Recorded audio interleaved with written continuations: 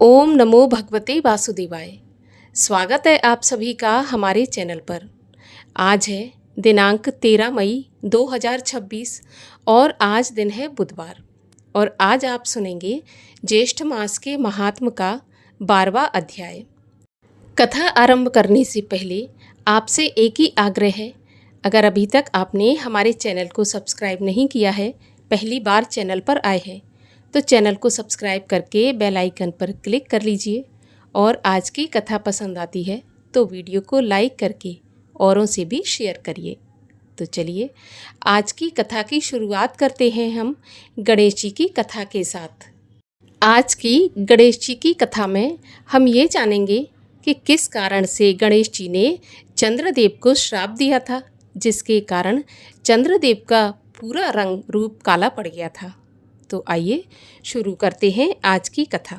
तो देखिए, हमारे शास्त्रों में प्रथम पूज्य गणेश जी महाराज का रूप सबसे अलग होने के बावजूद भी सबको अच्छा लगता है, सबको भाता है। गज का मुख, छोटा कद, मोटा सा पेट और उस पर चूहे की सवारी।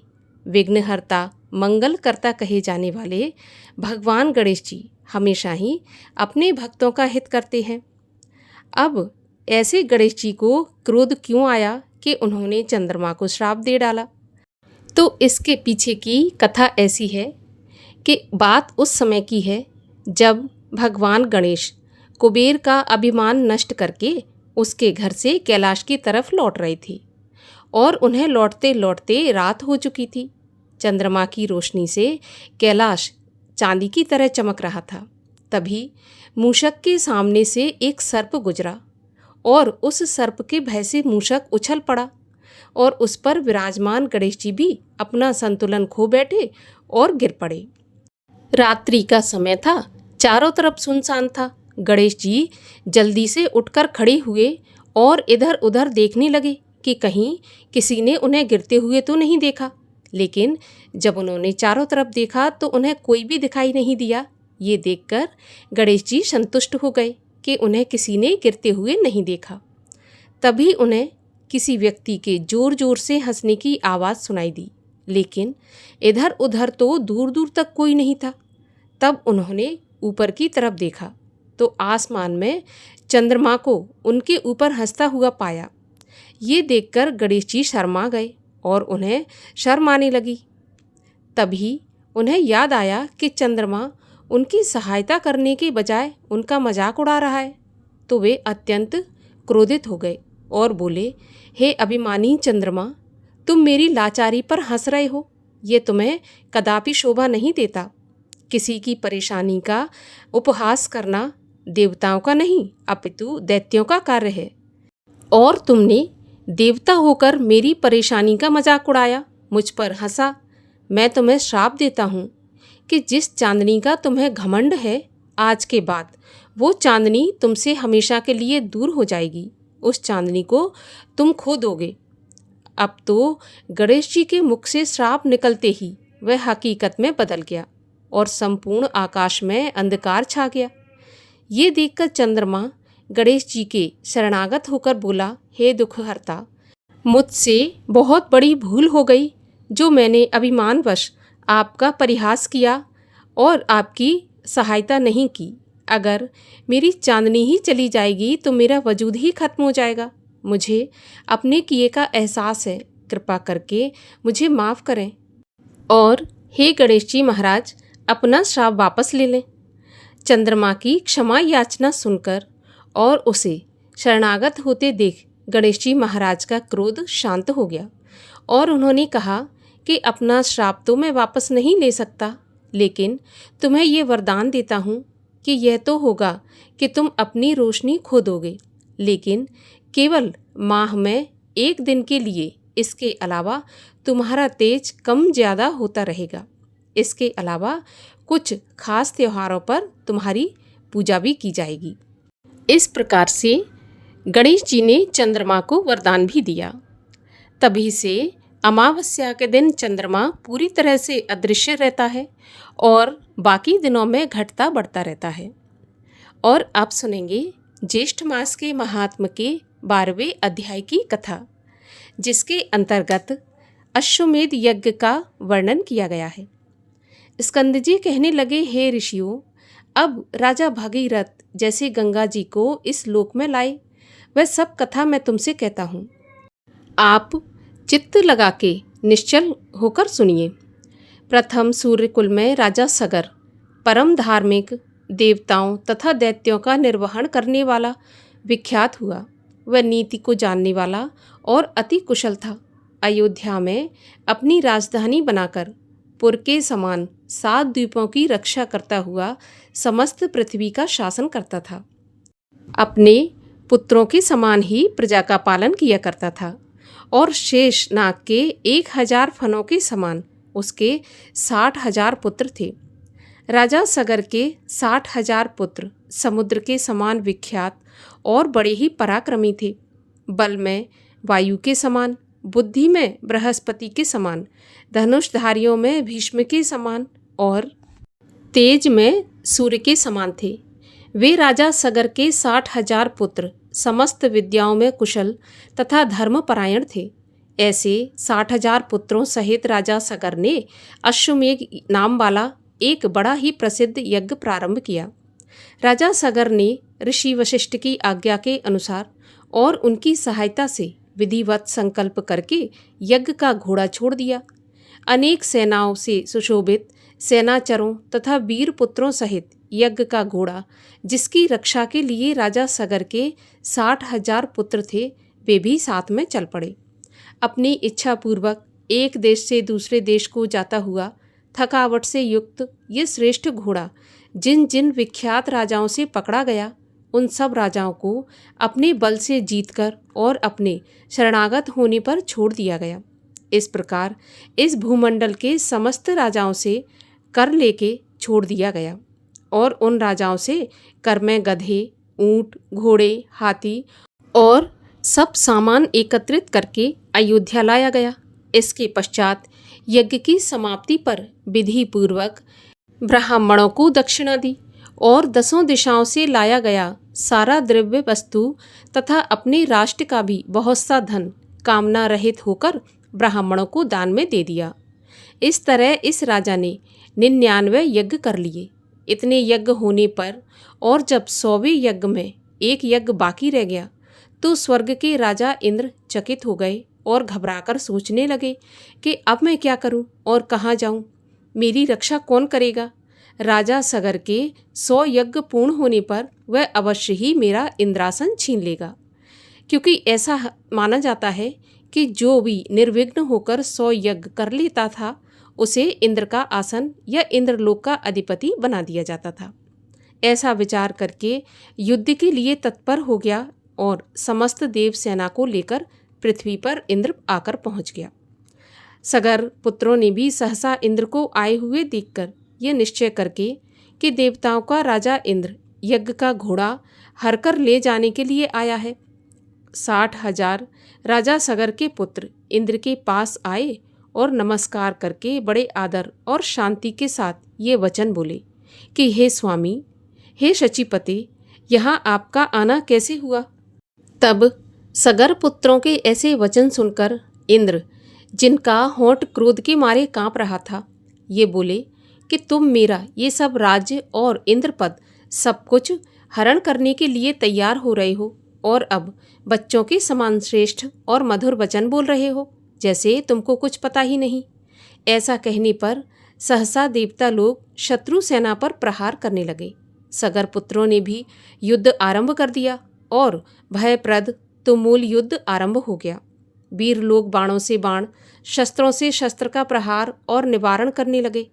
युद्ध के कारण अति अंधकार हो गया और 10 दिशाएं बाणों से व्याप्त हो गईं।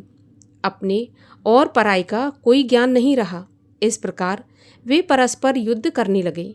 देवता लोग देवताओं को और सगर पुत्रों को मारने लगे। अपने पराई का कुछ भी ज्ञान नहीं रहा। तब देवताओं के भय से सगर पुत्रों की सेना भयभीत होकर अपने प्राणों की रक्षा के लिए 10 दिशाओं की तरफ इधर उधर भागने लगी। फिर क्रोध से संतप्त होकर सगर पुत्रों ने दैत्यास्त्र को छोड़ने के लिए अपने धनुष पर चढ़ाया और ये देखकर देवसेना झट से भाग पड़ी। उधर संग्राम में हाथी पर सवार केवल एक इंद्र और 60,000 सगर के पुत्र ही रह गए। ऐसा देखकर इंद्र उनके साथ युद्ध करने में अपने आप को असमर्थ देखकर वहां से भाग खड़ा हुआ। अति चिंता से व्याप्त इंद्र भगवान विष्णु के पास गए। इंद्र के चले जाने पर सगर पुत्र और उनकी सेना अपने निवास स्थान पर वापस आ गई। उनको सगर पुत्रों ने स्वामी के गौरव के लिए बहुत सा धन, वस्त्र और आभूषण देकर प्रसन्न किया। यहाँ पर 12वें अध्याय की कथा का समापन होता है।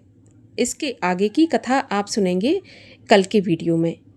और अब सुनिए सीता माता के नित्य नेम की कथा, जिसको नित्य प्रतिदिन सुनने से अन्न और धन के भंडार भरे रहते हैं। भगवान श्री राम की कृपा हमेशा बनी रहती है। तो आइए सुनते हैं सीता जी की नित्य नेम की कथा। ये कहानी माता सीता कहती थीं और श्री राम इसे सुना करते थे। एक दिन श्री राम भगवान को किसी काम के लिए बाहर जाना पड़ गया तो सीता माता कहने लगी कि भगवान, मेरा तो 12 वर्ष का नित्य नियम है।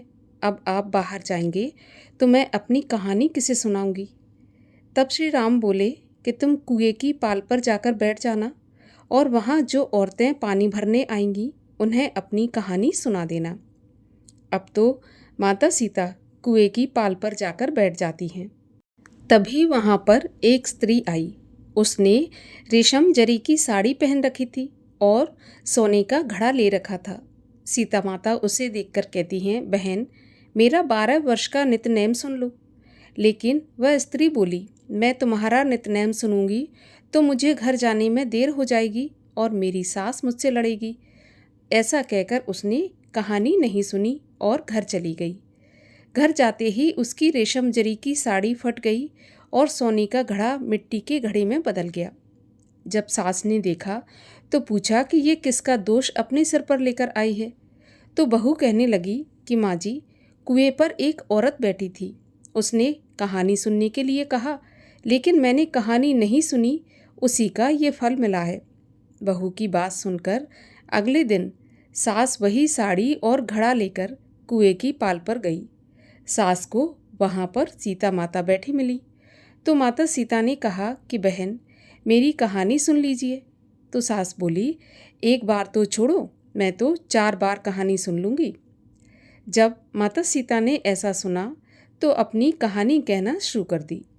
राम आए, लक्ष्मण आए, देश के पुजारी आए, नित्य नेम का नेम लाए, आओ राम बैठो राम, तपी रसोई जियो राम, माखन मिश्री खाओ राम, दूध बताशा पियो राम, सूत के पलका मोठो राम, शाल दुशाला पोठो राम, शाल दुशाला ओढ़ो राम, जब बोलूं तब राम ही राम, राम सवारे सबके काम, खाली घर भंडार भरेंगे, सबका बेड़ा पार करेंगे, श्री राम जय जय राम, श्री राम जय जय राम। सास बोली, बहन, कहानी तो बहुत अच्छी लगी। कहानी सुनकर सास अपने घर चली गई। तभी उसकी साड़ी फिर से रेशम जरी की बन गई। मिट्टी का घड़ा फिर से सोने के घड़े में बदल गया। बहू कहने लगी, सासू माँ, आपने ये सब कैसे किया। तब सास ने कहा, बहू, तू दोष लगाकर आई थी और मैं अब दोष उतार कर आ रही हूँ।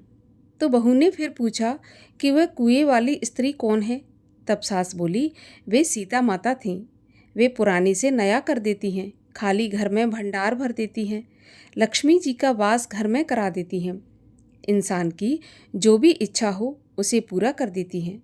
बहू बोली कि ऐसी कहानी मुझे भी सुना दो। तो सास कहने लगी, ठीक है, तुम भी कहानी सुन लो। और सास ने कहानी कहनी शुरू कर दी।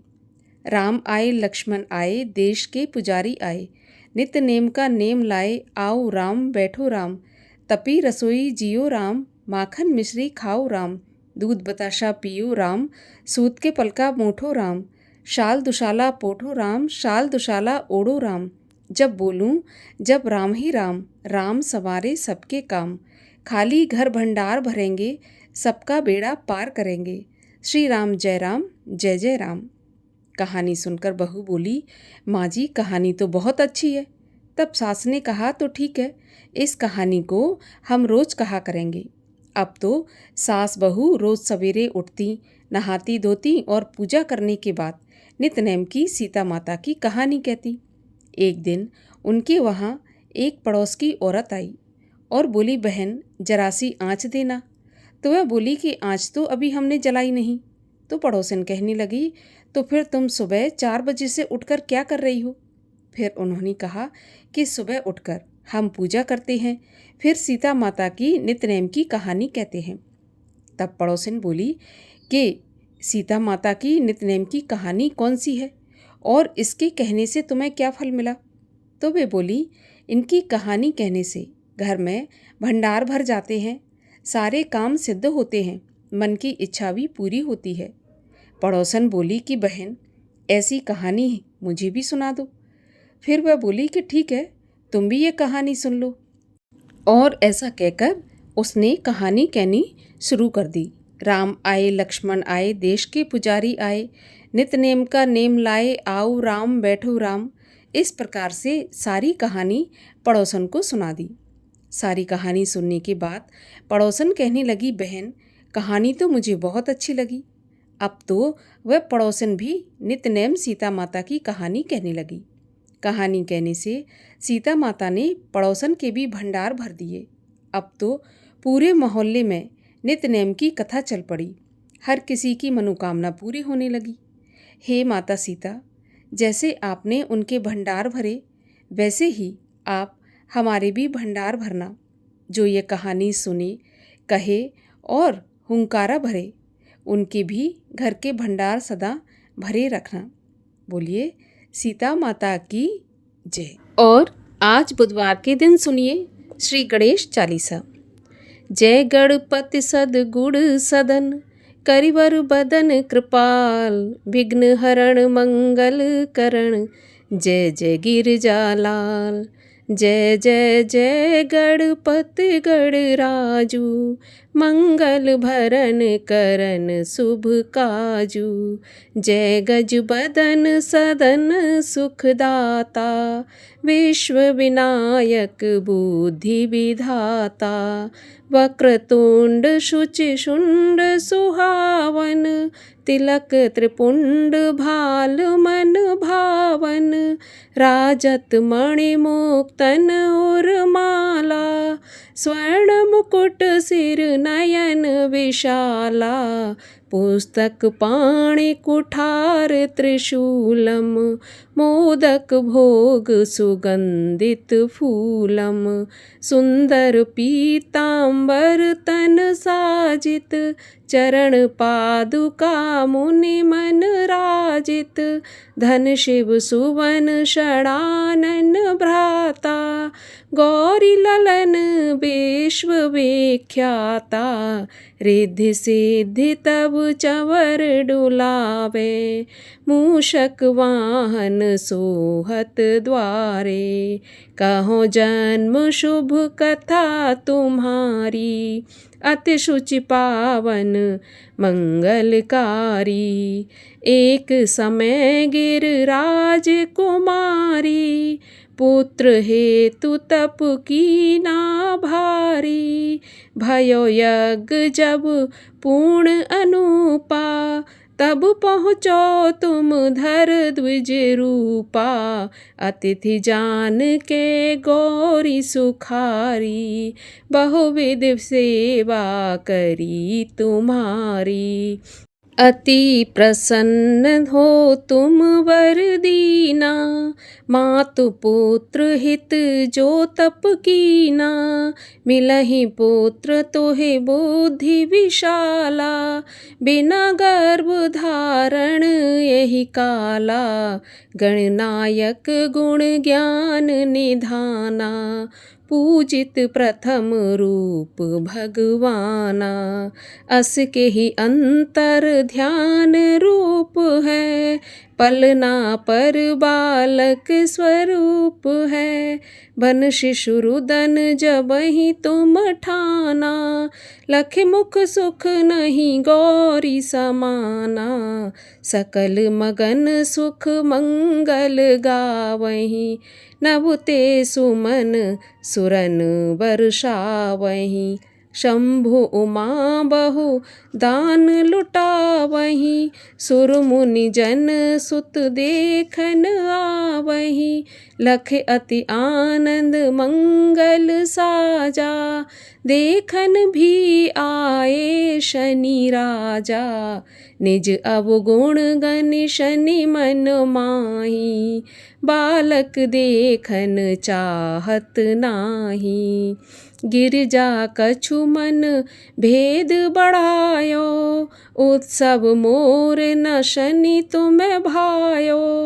कहन लगे शनि मन सकुचाही, का करिहों शिशु मोहे दिखाई। नहीं विश्वास उमा उर भयउ, शनि सो बालक देखन कहयु। पड़तहि शनि दृग कोण प्रकाशा, बालक सिर उड़ गयो आकाशा। गिरजा गिरी बेकल हुए धरणी, सो दुख दशा गयो नहीं वरणी। हाहाकार मचो कैलाशा, शनि कीनो लखि सुत को नाशा। तुरत गरुण चढ़ विष्णु सिधाए, काट चक्र सो गज सिर लाए। बालक के धड़ ऊपर धार्यो, प्राण मंत्र पढ़ शंकर डार्यो। नाम गणेश शंभु तब कीने, प्रथम पूज्य बुद्धि निधि वर दीने। बुद्धि परीक्षा शिव जब कीना, पृथ्वी कर प्रदक्षिणा लीना। चले षडानन भरम भुलाई, रचे बैठ तुम बुद्धि उपाई। चरण मातु पितु के धर लीने, तिनके साथ प्रदक्षिण कीने। धन गणेश कहे शिव ही हर्षे, नभते सुरन सुमन बहु बरसे। तुमरी महिमा बुद्धि बढ़ाई, शेष सहस मुख सके न गाई। मैं मतहीन मलीन दुखारी, करहूँ कौन विध विनय तुम्हारी। भजत राम सुंदर प्रभु दासा, जग प्रयाग ककरा दुर्वासा। अब प्रभु दया दीन पर कीजय, अपनी भक्ति शक्ति कुछ दीजय। श्री गणेश यह चालीसा, पाठ करे धर ध्यान। नित नव मंगल ग्रह बसे, लहे जगत सम्मान। संवत अपना सहस्त्र दश, ऋषि पंचमी दिनेश। पूरण चालीसा भयो, मंगल मूर्ति गणेश। बोलिए गजानन भगवान की जय।